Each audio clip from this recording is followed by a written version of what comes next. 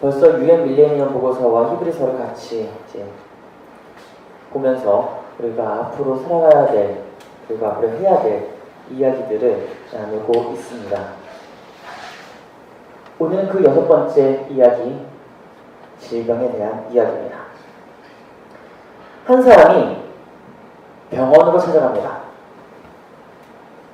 병원에서 의사를 만나고 의사가 이 사람에게 이렇게 이야기합니다. 선생님, 시한부 인생이십니다. 준비하십시오.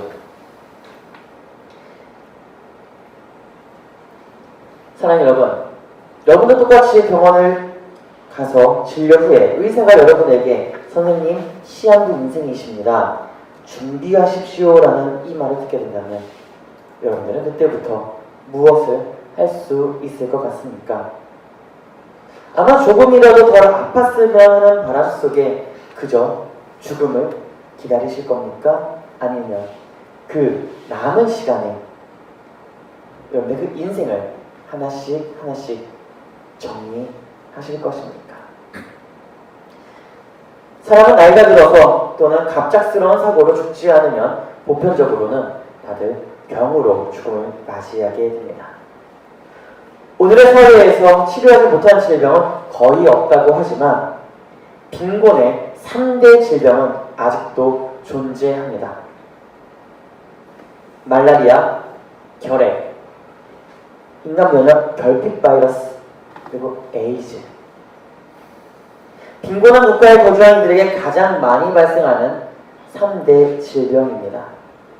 지난 2001년 전 유엔 사무총장이었던 코피 아난은 3대 질병 퇴치를 위해 세계기금 설립을 요청했고 각국 정부의 대표와 NGO가 참가한 특별총회에서 기금 설립이 결정되면서 그 다음에 2002년에 스위스 제네바에 사무국이 설립되고 그때부터 기금을 모으기 시작했습니다. 이로 인해서 빈곤국과 개발도상국에 약품이 지원되면서 많은 이들의 생명을 구했다고는 하지만 아직도 전 세계적으로 사하라 이남 아프리카 지역은 HIV를 복인한 채로 약 36,090만 명이 계속해서 살아가고 있고 새로 180만 명이 감염되었고 에이즈와 관련된 질병으로 94만 명이 사망했다고 유엔은 공식적으로 이야기를 했습니다. 또한 청소년기 여성과 젊은 여성들은 성적 불평등과 차별 그리고 폭력으로 HIV에 감염되어서 에이즈로 인해 사망한 이도 있고 이어 HIV 감염자 중에 결핵으로 사망한 이들도 많습니다. 심지어 2000년부터 2015년까지 약 620만 명이 말라리아로 사망한 사람도 있습니다. 선진국의 반열에 올라와 있는 국가들은 이 3대 질병에 대해서 아무렇지 않게 생각할 수가 있습니다. 왜냐하면 어디를 가나 병원이 있고 그에 따른 약물적 치료를 긴급하게 받을 수 있기 때문에 그렇죠. 하지만 지구 반대편에 있는 그 반대편에서 거주하고 있는 이들에게는 질병 자체가 곧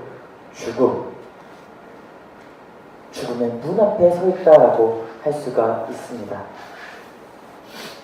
그렇다고 언제까지 질병을 가지고 있는 이들을 그저 지켜만 보고 있어야 할까요? 그저 죽음의 문턱 앞에 도착했으니 그들에게 떠날 시간만 기다리라라고 하는 것은 아닌 것 같습니다.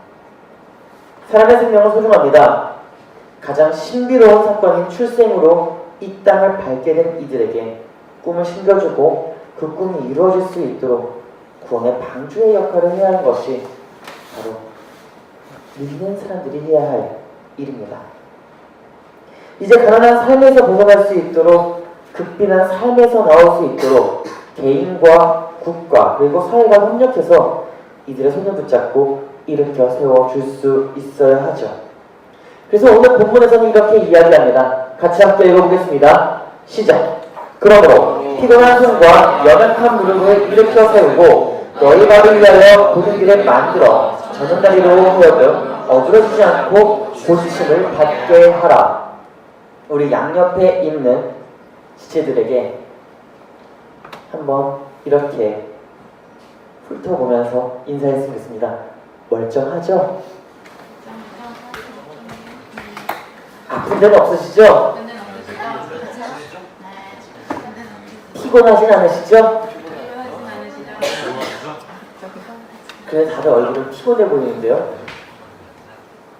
12절에 피곤한 손과 연약한 무릎을 일으켜 세우라. 13절에 너의 발을 위하여 고든 길을 만들어 저는 다리로 하여금 어그러지지 않고 고침을 받게 하라.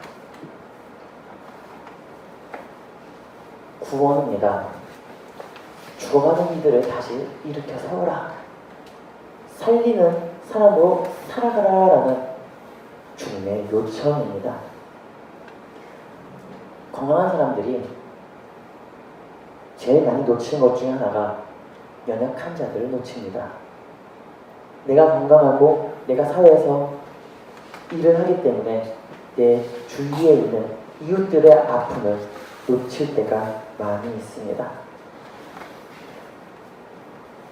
이들은 항상 손을 내밉니다. 그 손을 뿌리치는 것은 건장한 사람들이 손을 뿌리칩니다. 손을 뿌리치는 이유는 여러 가지 이유가 있죠. 우리가 그들을 볼 때에 그들도 굉장히 건장해 보입니다. 건강해 보입니다. 건강하면 일을 해서 돈을 벌고 그것으로 생활을 영위할 수 있도록 스스로가 노력을 해야 되는데 그들이 그렇게 하나요? 아니요. 그렇게 잘하지 않는다는 것에 모두가 너무나 잘 알고 있으니까 도움을 잘 주지 않으려고 합니다. 그럼에도 불구하고 본문에서는 고침을 받게 하라. 일으켜 세우라고 합니다. 좀 더 구체적으로 보면 특히 질병을 가지고 있는 이들에게 먼저 손을 내밀라고 하죠. 그래서 유엔 밀레니엄 보고서에서 새천년 목표 보고서에서는 이 질병을 퇴치하기 위해서 세부 목표를 세웁니다. 2015년까지 HIV, 에이즈 확산을 멈추고 감소세로 돌려놓겠다. 다행히도 HIV 신규 감염자 수는 조금씩 줄어드는 추세에 있습니다. 2001년부터 11년까지 약 21%가 감소했고 그 감소세가 지금도 뚜렷하게 보이고 있죠. 그러나 전반적인 성과에도 불구하고 일부 지역의 상황은 아직도 그대로거나 아니면 그 반대로 두세 배 이상 증가된 곳도 있습니다. 특히 저소득층 국가와 개발도상국에 15세에서 24세 사이의 젊은 남녀 약 80만에서 90만 명 정도가 새롭게 HIV에 감염되었다는 것. 그리고 그중 60% 이상이 여성이라는 것입니다. 여성 감염자가 높은 이유는 예방정보, 그리고 치료 혜택, 그리고 낮은 경제적, 사회적 지위로 안전하지 못한 성관계로 인한 것들이라고 합니다. 다시 말하면 거의 대부분의 신규 감염자들은 성관계를 통하여 감염이 되었다는 사실이죠. HIV와 에이즈 확산을 멈추게 하는 것은 이에 대한 기본적인 지식을 가지고 전염 경로를 이해하고 안전한 행동으로 변화를 가져올 수 있다는 것을 계속해서 주지시켜줘야 됩니다. 누구에게요? 남성들에게요. 남성들에게 계속 주지를 시켜줘야 됩니다. 또한 여성들에게도 주지를 시켜줘야 됩니다. 질병에 걸렸다, HIV와 에이즈뿐만 아니라 다른 질병에도 걸렸다 한다면 거기에 대한 정보, 치료를 받을 수 있는 혜택들을 계속 알려줘야 된다는 것이죠. 그런데 말입니다.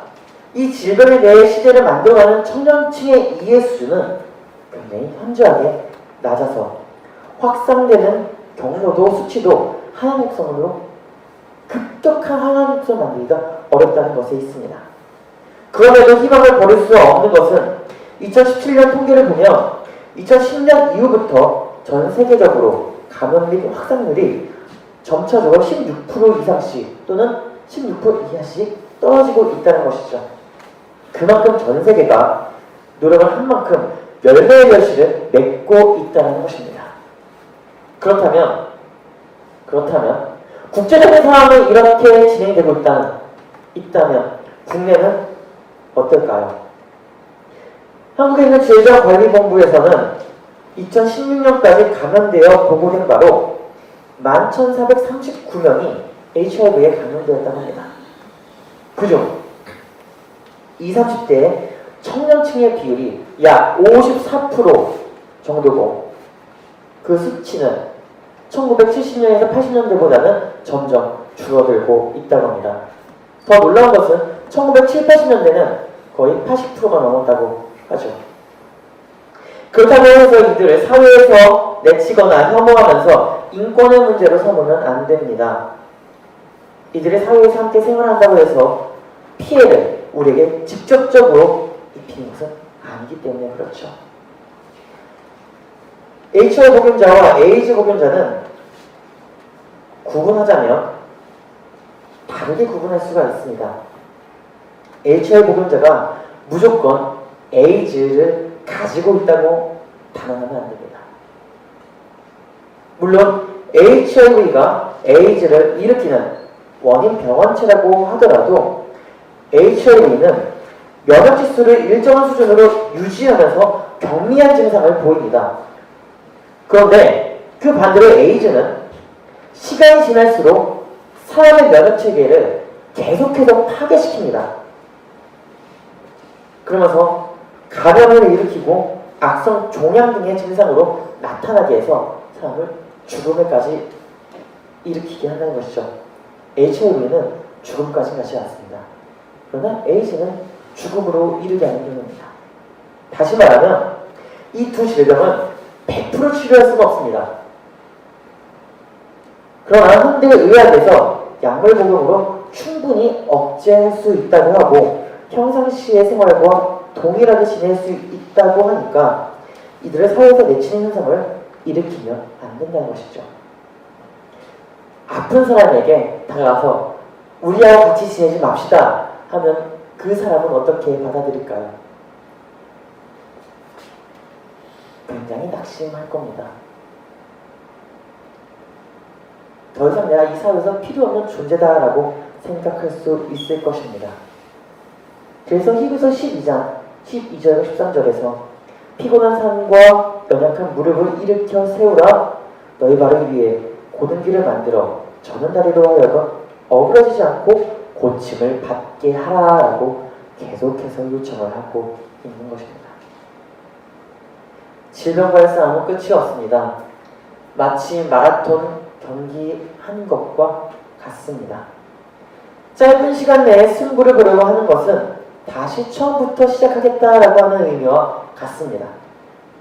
삶에서 마지막 깃발을 잡을 수 있는 것은 끝까지 포기하지 않고 뛰어가기 때문이죠. 또한 꿈을 가지고 그 꿈을 이루기 위해 뛰는 것도 마찬가지입니다. 목표가 있기 때문에 그 목표를 이루면 소망이 생기게 됩니다. 우리도 아프면 가장 큰 목표를 어떤 것을 잡나요? 이 병에서 빨리 낫자.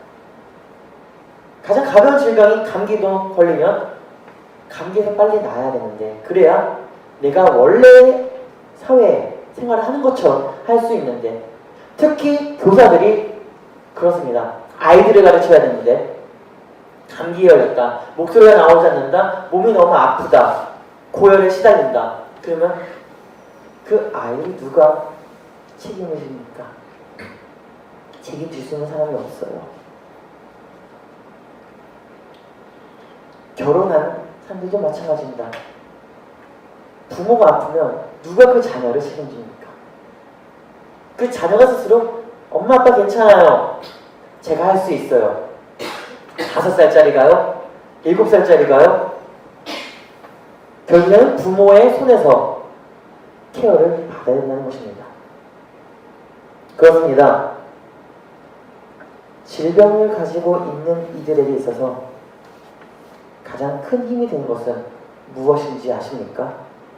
자신들이 의료 혜택을 통해서 조금이라도 사람들과 사회와 가까워지고 싶어 한다는 것입니다. 빨리 치료를 받아서 이들과 같이 함께 무언가를 만들고 싶고 이들과 함께 사회를 다시 일으키고 싶고 이들과 함께 한 공동체로 살아가고 싶다는 것이죠. 골방에서 숨어 전전긍긍하며 어둠에서 살아가는 것이 아니라 빛으로 나와 함께 소망을 누리면서 그 소망의 빛을 만들어가고 싶다는 것이 이들이 가지고 있는 꿈입니다. 그래서 이들에게 필요한 모든 혜택을 받을 수 있도록 그 길을 열어줘야 됩니다. 특히 HIV, AIDS 치료가 필요한 모든 이들이 혜택을 받을 수 있도록 해줘야 된다는 것이죠. 이 두 질병은 항레트로바이러스 치료로 억제할 수 있다고 합니다. 다시 말하면 사람들이 감기에 걸리면 병원에서 진료를 받고 약을 처방받아 그 약을 복용하는 것처럼 이 질병은 100% 완치된 것이 아니지만 약물 복용 또는 주사로 어느 정도 억제하면서 사회에서 생활할 수 있다는 것입니다. 감기가 100% 치료가 될까요? 약을 먹어도 일주일, 먹지 않아도 7일이라는 말이 있습니다. 감기라는 이 질병은 이미 모든 사람들에게 다 있습니다. 다 목인이 되어 있습니다. 어느 한 곳이 피곤하거나 몸이 좋지 않으면 이렇게 목에서 아니면 몸에서 아니면 고열로 증상이 나타나는 것이죠. 여러분이 더 잘 알다시피 암에 걸리면 대부분 죽음을 기다리는 사람들입니다. 저도 여러분들도 체내에 암세포가 자라고 있다는 것을 아십니까? 모든 사람들에는 암이 있습니다. 근데 건강한 사람에게는 그 암세포가 움직이지가 않는다는 거죠.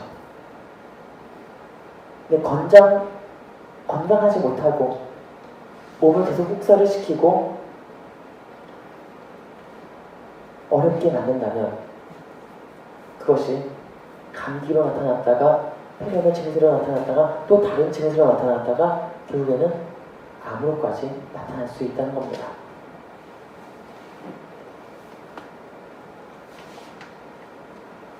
그렇다고 해서 암에 걸린 우리가 그들을 어떻게 봅니까? 따가운 눈총을 줍니까? 그렇지 않죠. 따가운 눈총을 주지 않고 어서 병원에 가서 치료를 받으라, 검진을 받아봐라 요청을 하지 않습니까? 처음에는 이들의 그 질병을 듣고 놀라움을 금치 못합니다. 병원에 가서 진료를 받으라고 권고까지 하면서 종종 상황이 어떤지 물어보면 걱정을 하죠. 그런데 말입니다. HIV나 AIDS와 같은 질병을 가지고 있는 사람들에게 처음에는 걱정을 합니다. 초기에서는 약으로 잡을 수 있으니 어서 가서 진료를 잘 받고 함께 견뎌보자. 그런데 이 질병을 가지고 있는 사람과 자주 대면하면서 만나면 우리도 혹시 내가 이 사람을 통해서 감염되면 어쩌지?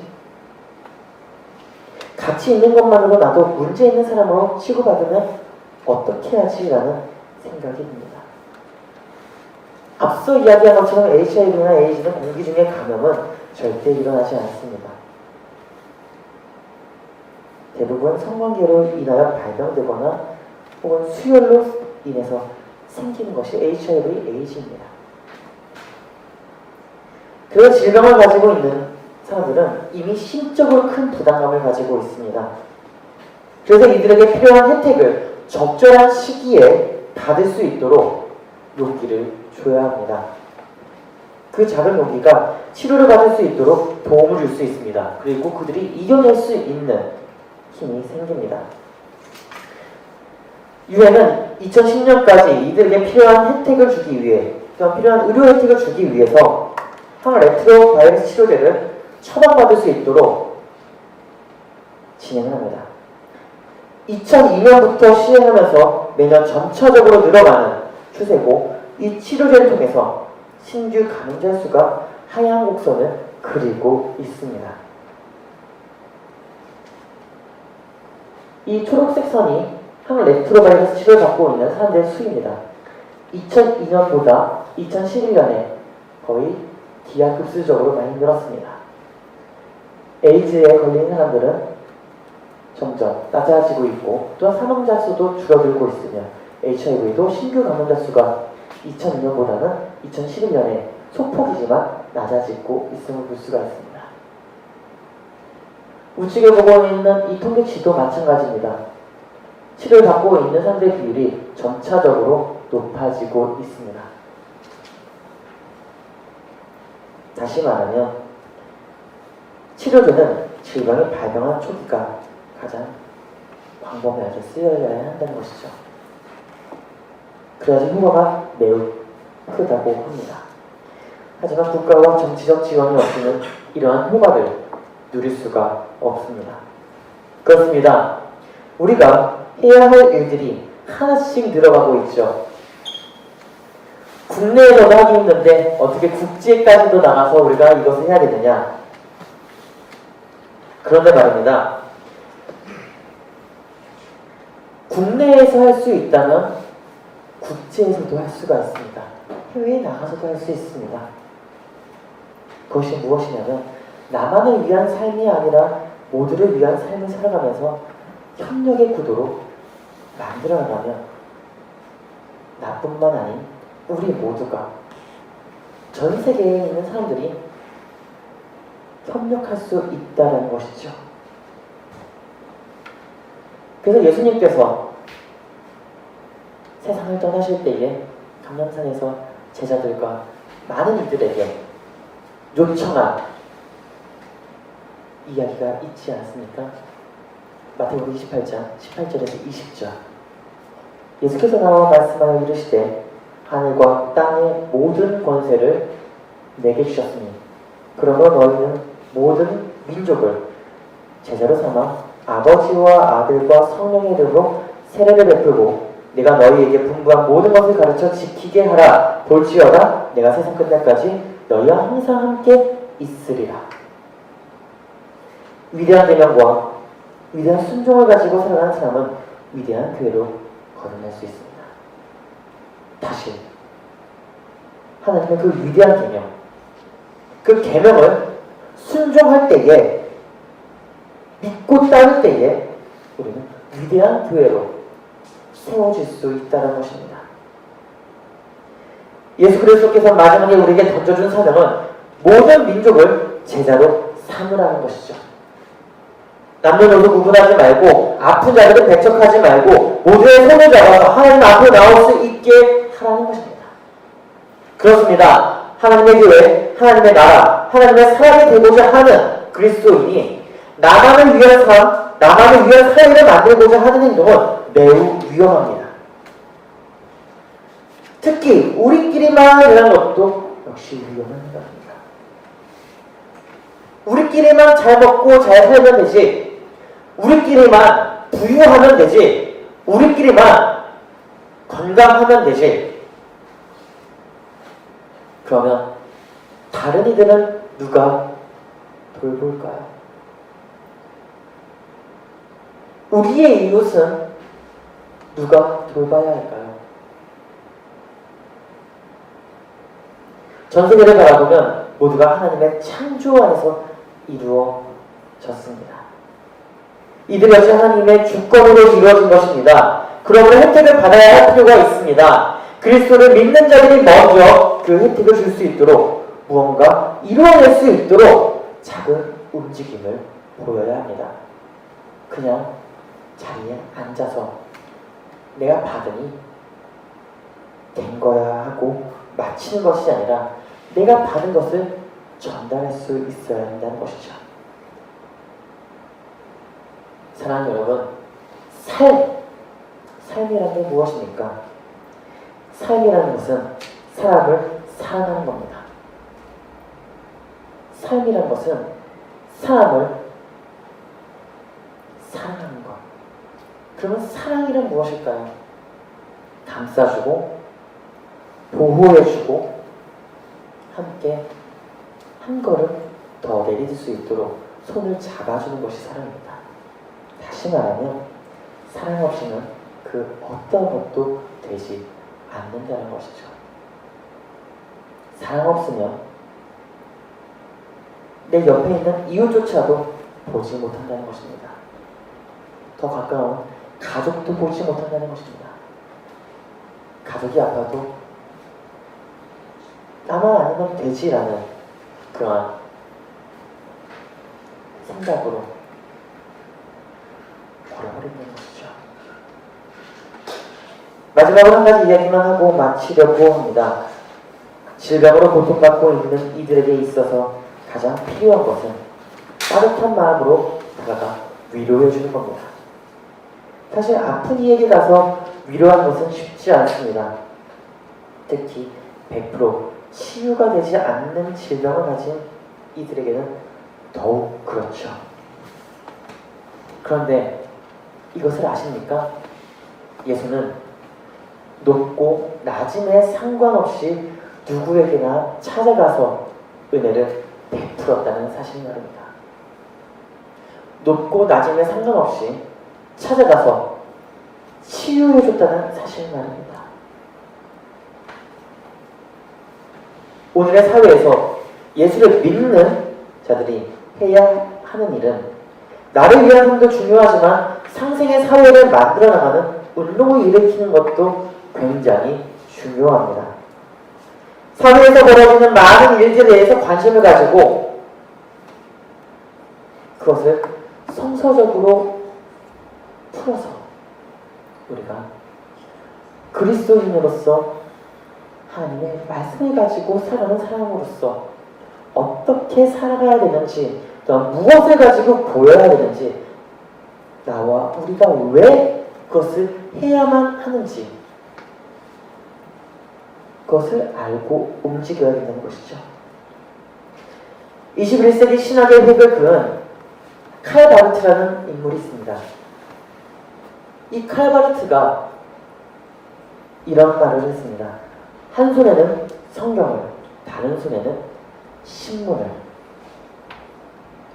참된 그리스도인이라면 사회를 배제하고 사람을 배제하는 믿음의 여정을 보여주는 것이 아니라 성경을 통해 사회를 만들어가는, 또한 상생의 사회로 만들어가고 또한 그것을 일으키는 행동을 보이라는 이야기입니다. 우리는 신앙을 가지고 살아가는 그리스도인입니다. 그리스도인의 모습은 사회로 녹아져 들어가 빛을 내야 합니다. 그 빛, 어떻게 내야 할까요? 그리고 그리스도인으로서 맛을 내야 되는데 그 맛을 어떻게 내야 될까요? 오늘의 사회는 교회를 내치는 사회입니다. 교회를 배제시키려고 하는 사회입니다.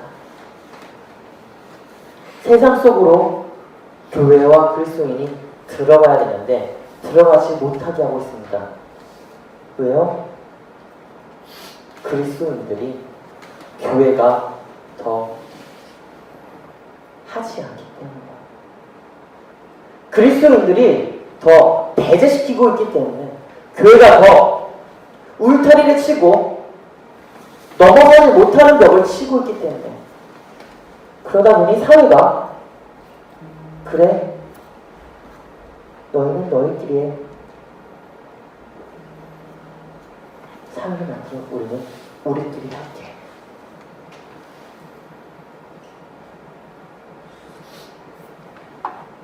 그 맛이 사회 속에 녹아 들어져 갈 때까지 우리가 해야 되는데 그 사회를 망치고 있다는 것이죠.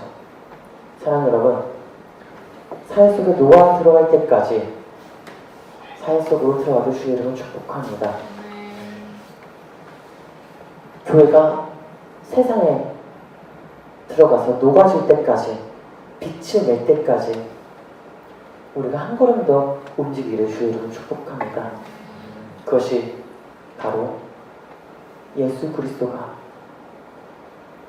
우리에게 말씀하시는 우리에게 원하시는 위대한 계명이며 그 말씀을 순종하며 위대한 교회로 나아갈 수 있는 우리의 사명인 것을 기억하고 주의 이름을 축복합니다. 한 걸음 더 나아가는 저와 우리가 되기를 주의 이름으로 축복합니다. 기도하겠습니다. 하나님,